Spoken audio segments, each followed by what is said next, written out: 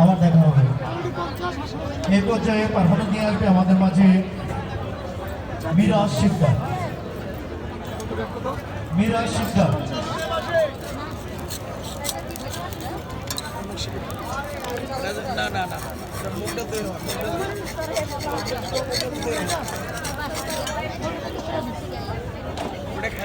আমরা প্রায় শেষের পর্যায়ে চলে এসেছি।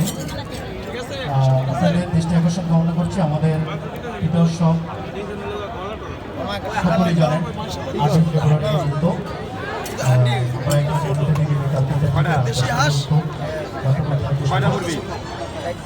আমাদের এই বিদ্যাসবের প্রাণ পুরুষ আমাদের শাহরুখ ভাই, তার অক্লান্ত পরিশ্রম এবং